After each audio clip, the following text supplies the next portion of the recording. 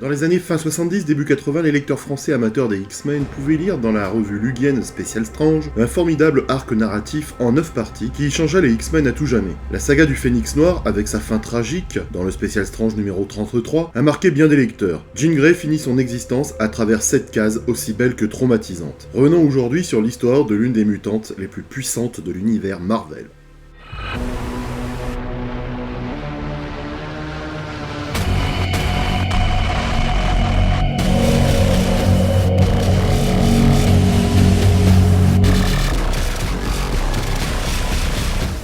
First Lady des X-Men a une trajectoire atypique, au point qu'elle est d'ailleurs plus connue sous le nom adopté par une identité qui utilise son corps, le fameux Phénix. Jean Grey est l'héroïne avec un pan d'ombre qui la rend très intéressante. Possédée par une force élémentaire capable de tout dévorer, elle constitue le membre des X-Men le plus délétère. D'abord, Miss Marvel, puis Phénix, on peut dire que Jean Grey a connu au cours de sa carrière de nombreuses modifications. Elle a été quand même une entité cosmique plus forte que Galactus. Cette force cosmique a usurpé l'identité de Jean Grey et grâce à sa puissance quasi divine, elle a su revenir de l'au-delà. Chose au passage qui aurait pu être évitée, mais j'y reviendrai tout à l'heure. Je n'ai nullement l'intention de faire un tour complet sur l'histoire de Phénix, mais plutôt de parler de la métamorphose de Jean Grey en Phénix, qui a profondément marqué les aventures des X-Men entre la fin des années 70 et le début des années 80, et qui par là même a totalement enjoué les jeunes lecteurs français de l'époque grâce à Special Strange. Personnage fascinant, revenons sur ses mésaventures bien réelles chez Marvel en faisant le point sur la création de Phénix jusqu'à sa mort incroyable lue dans le Special Strange 33.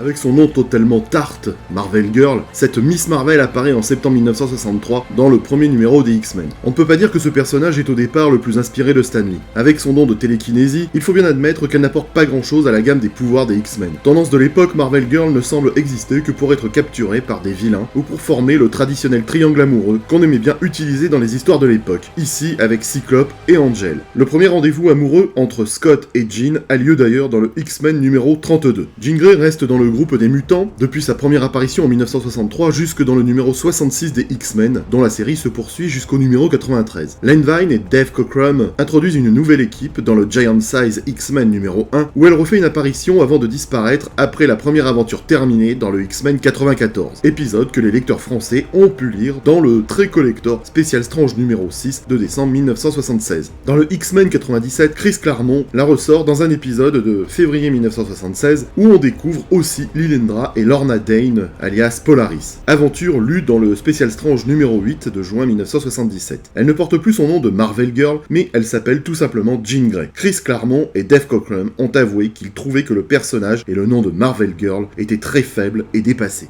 Elle était la représentation même de celles qu'on avait appelées les héroïnes ménagères de Stan Lee. Chris Claremont a proposé qu'on renforce ce personnage et qu'on l'appelle Phénix. Claremont s'est basé sur un personnage qu'il avait créé quand il était jeune et qu'il avait appelé Phénix, sauf que c'était un homme. Il a utilisé son nom et son concept pour créer la nouvelle mouture de Jean Grey. Dans le numéro 100 des X-Men, Jean Grey meurt pour la première fois en pilotant un vaisseau. Jean s'expose volontairement à une tempête de radiation en prenant les commandes de la navette de secours qui ramène les X-Men sur Terre. Les lecteurs français ont pu lire ce terrible moment dans le Special Strange numéro 11 de mars 1978. Dave Cockrum a dû batailler dur face à Archie Goodwin pour métamorphoser le costume de Marvel Girl en celui que nous connaissons de Phénix. Au départ, Cockrum voulait Jean Grey en blanc avec une cape et un phénix brodé en or dans l'un des coins. Elle avait également une écharpe elle aussi en or. La direction de Marvel de cette époque refusait absolument qu'on change les costumes car cela ne s'était jamais fait. Et frileux, Archie Goodwin avait utilisé un argument imparable pour éviter ce nouveau costume, puisque à cette époque on utilisait du papier bas de gamme,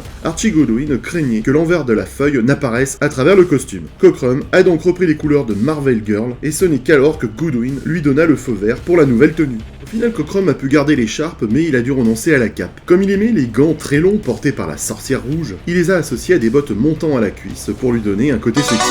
Oh, you touch my tra-la-la. My ding-ding-dong.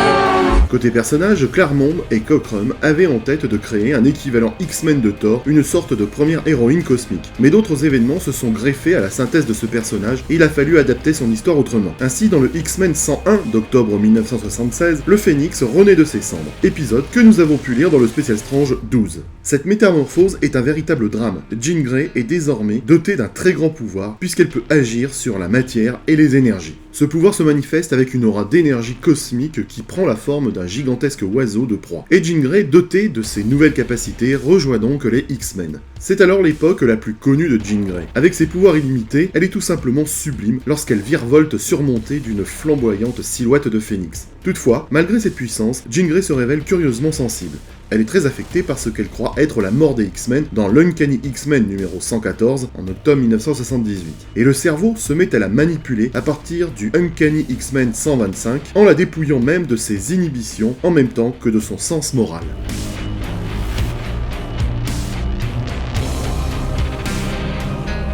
Mais l'illusionniste est incapable de contrôler ce qu'il a libéré. L'avènement du Phénix Noir a lieu dans l'Uncanny X-Men 134 en juin 1980. L'entité fait des dégâts dans l'espace dès le numéro 135 où elle élimine un système de 11 planètes dont une habitée par 11 milliards d'êtres et elle détruit un vaisseau de combat impérial de l'impératrice Lilendra. En plusieurs numéros, Phénix change, corrompue par ses pouvoirs et en devenant elle-même un grand danger pour l'univers. Pour Jim Shooter, rédacteur en chef à cette époque, il n'était pas question de finir l'histoire par une pirouette classique, genre une kryptonite qui aurait annihilé le Phénix Noir. Shooter voulait que Phénix devienne un méchant. Il laissa la liberté d'en décider à Claremont, mais il aimait bien l'orientation d'un personnage devenu l'ultime menace de l'univers.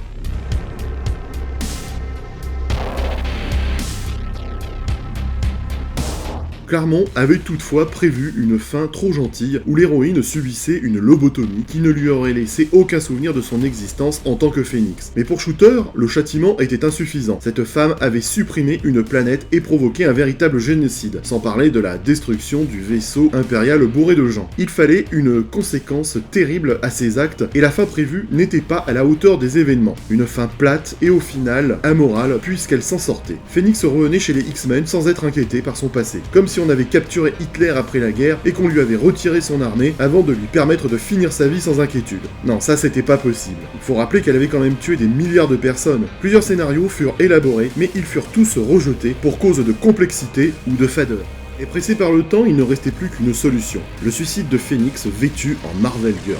Phénix débute et finit en Marvel Girl. La boucle est bouclée. Sublime fin pour la First Lady des X-Men qui succombe dans l'Uncanny X-Men 137. L'épisode est donc un choc pour tous ceux qui l'ont lu dans le spécial Strange numéro 33. Un épisode à couper le souffle sur un ton nettement plus noir que les héros de l'époque. Claremont et Byrne sont à leur meilleur niveau. Je vous rappelle que Semic a sorti le X-Men Saga numéro 17 parlant du Untold Story de Phénix et qui évoque la conversation à bâton rompu entre Shooter, Claremont, Byrne sur les raisons de la mort du Phénix. Le personnage de Phénix est, à n'en pas douter, très intéressant par son côté dark, avec ce pouvoir fantastique qui se révèle être également une force cosmique destructrice. Les auteurs ont su transformer une petite nana assez fade des années 60 en une créature quasi divine dont le pouvoir incontrôlable l'a corrompue, révélant une part des ténèbres aussi effrayante que fascinante. Sa fin tragique et grandiose aurait pu rester à jamais sublime si les auteurs ne s'étaient pas arrangés pour l'extirper de son tombeau quelques années plus tard. En tant qu'amateur de comics, le retour de Phénix dans le monde des vivants m'a profondément déplu à l'époque, et comme bien des héros morts, ce retour de l'au-delà est l'un des facteurs qui m'a de plus en plus détourné des comics à la fin des années 80. Si les héros ne sont pas vraiment morts et qu'on sait qu'ils vont revenir, cela enlève beaucoup à l'intrigue. Entre résurrection et clone improbable, toutes ces facilités scénaristiques ont été la goutte qui a fait déborder le vase chez le jeune lecteur que j'étais à l'époque. Et personnellement, le retour de Jean Grey à travers Madeline Pryor a été l'élément déclencheur qui m'a fait abandonner la série. Comme le Captain Marvel, Phénix aurait dû rester à jamais morte. Mais cela ne reste que mon propre avis. À bientôt les geeks.